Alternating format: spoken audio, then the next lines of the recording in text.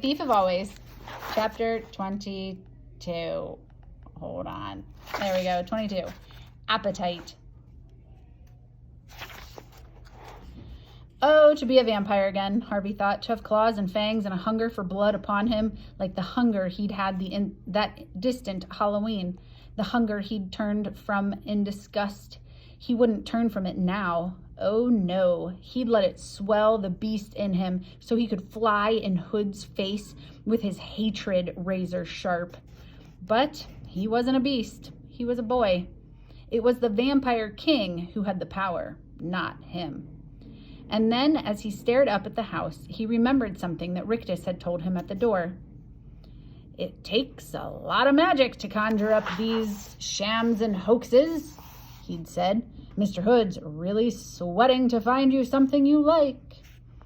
Maybe I don't need fangs to suck him dry, Harvey thought.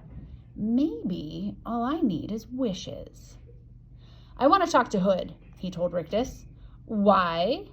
Well, maybe there are some things I'd like, only I want to tell him about them personally. He's listening, Rictus said, glancing back toward the house. Harvey scanned the windows and the eaves and the porch, but there was no sign of any presence. I don't see him, he said. Yes, you do, Rictus replied. Is he in the house? Harvey asked, staring through the open door. Haven't you guessed yet? Rictus replied. He is the house. As he spoke, a cloud moved over the sun, the roof and walls darkened, and the entire house seemed to swell like a monstrous fungus. It was alive. From the eaves to the foundations, alive. Go on, Rictus said. Speak to him. He's listening. Harvey took a step toward the house. Can you hear me? He said. The front door swung a little wider, and a sighing breath from the top of the stairs blew a cloud of Jive's dust out onto the porch.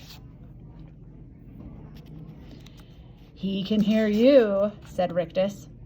If I stay, Harvey began. Yes, said the house, making the word from creaks and rattles. You'll give me anything I want?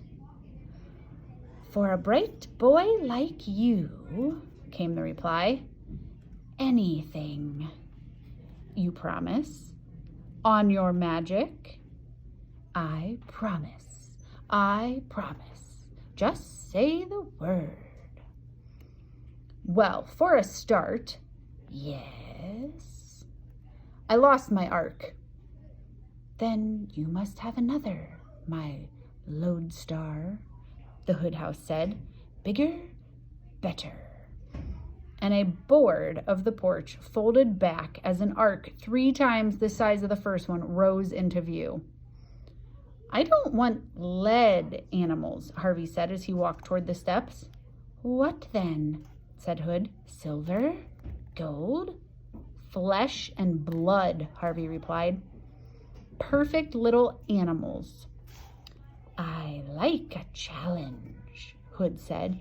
And as he spoke, a tiny din of bellows and roars rose from the ark, and the little windows were flung open, and the doors flung wide, and 100 animals appeared, all perfect miniatures.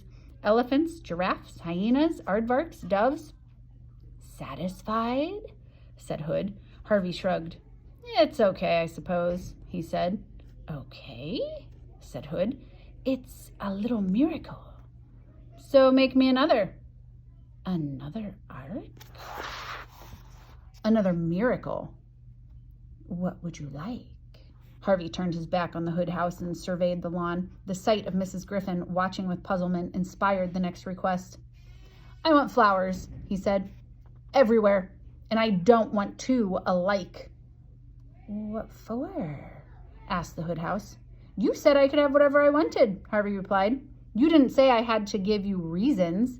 If I have to do that, all the fun goes out of it. Oh, I wouldn't want that, the Hood house said. You must have fun at all costs. So give me the flowers, Harvey insisted. The lawn began to tremble as though a minor earthquake was underway, and the next moment, countless shoots pressed up between the blades of grass. Mrs. Griffin began to laugh with delight. "Look at them," she said. "Just look." It was quite a show, tens of thousands of flowers bursting into bloom at the same time. Harvey could have named a few of them if he'd been quizzed: tulips, daffodils, roses. But most of them were new to him, species that only bloomed at night on the high Himalayas or on the windswept plateaus of Tierra del Fuego. Flowers with blooms as big as his head or as small as his thumbnail. Blooms that stank like bad meat or smelled like a breeze from heaven itself. Even though he knew it was all an illusion, he was impressed and said so. "Looks good," he told the Hood House. "Satisfied?" it wanted to know. Was its voice a little weaker than it had been earlier? Harvey wondered. He suspected it was. He showed no sign of that suspicion, however. He simply said, "We're getting there." "Getting where?" said the Hood House. "Well," said Harvey, "I guess we'll know when we arrive." A low growl of irritation came from the house, shaking the windows. One or two slates slid down from the roof and smashed on the ground below. "I'm going to have to be careful," Harvey thought. "Hood's getting angry." Rictus echoed that thought. "I hope you're not stringing Mr. Hood along," he warned, "because he doesn't like that kind of game." "He wants me happy, doesn't he?" Harvey said. "Of course. So how about something to eat?" "The kitchen's full," said Rictus. "I don't want pies and hot dogs. I want," he paused, ransacking his memory for delicacies he'd heard about, "roast swan and oysters. Oh, and those little black eggs." "Caviar?" Rictus suggested. "That's it. I want caviar." "Really? It's disgusting." "I still want it," said Harvey. "And frog's legs and horseradish and pomegranates." The meals were already appearing in the hallway, plate upon steaming plate. The smells were tantalizing at first, but the more dishes Harvey added to the list, the more sickly the mix became. He rapidly began to exhaust his menu of real meals, however. So instead of giving the house easy recipes like meatballs and pizza, he started to invent dishes. "I want crawfish cooked in cherry soda and horse steaks with jelly bean sauce, and Boston cream cheese and pastrami soup." Wait, said Rictus. "You're going too fast." But Harvey didn't stop. "Oh, and pumpernickel stew and snail fudge with pig's foot clusters." "Wait," the house growled. This time Harvey stopped. In the heat of his invention, he hadn't even looked to see if Hood was supplying him with these eatables, but now he saw all the dishes he'd demanded piled so high in the hallway that they were threatening to topple and float the ark on a noxious sea of sweetmeats and stews. "I know what you're doing," said the Hood House. "Uh-oh," Harvey thought, "he's on to me." He looked up from the feast at the door to the facade and saw that his plan to drain the house of its magic was indeed working. Many of the windows were now cracked or broken. The doors were peeling and hanging from their hinges. The porch boards were twisted and blighted. "You're testing me, aren't you?" said Hood. His voice had never been melodious, but it was now uglier than ever, like the rumble of the devil's belly. "Admit it, thief," he said. Harvey took a deep breath, then said, "If I'm going to be your apprentice, I need to know how powerful you are." "Are you satisfied?" the decaying house demanded. "Almost," Harvey said.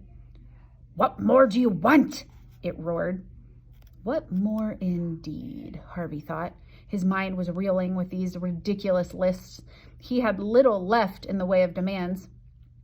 "You may have one final gift," the Hood House said. "One final proof of my power.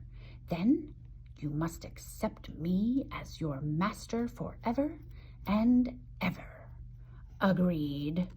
Harvey felt a trickle of cold sweat run down his spine. Excuse the interruption. We have Ainsley Johnson come to the office for dismissal. Ainsley Johnson. He stared at the teetering house, his mind racing. What was left to demand? Agreed, the house boomed. Agreed, he said. So tell me, it went on, what do you want? Mrs. Braymeyer, would you go to Mrs. Giovanelli's room, please? Mrs. Braymeyer to Mrs. Giovanelli. He looked at the tiny animals around the ark and at the flowers and at the food spewing through the door. What should he demand? One final request to break Hood's back. But what? What? A gust of chilly wind came from the direction of the lake. Autumn could not be far off, the season of dying things. I know, he said suddenly. Tell me, the house replied. Tell me, and let's leave this game over once and for all. Whoops. Tell me, and let's have this game over once and for all. I want your bright soul under my wing, little thief. And I want the seasons, Harvey said. All the seasons at once. At once? Yes, at once. That's nonsensical. It's what I want. Stupid. Imbecile. It's what I want. You said one more wish and that's it. Very well, said the house. I will give it to you. And when you have it, little thief, your soul is mine.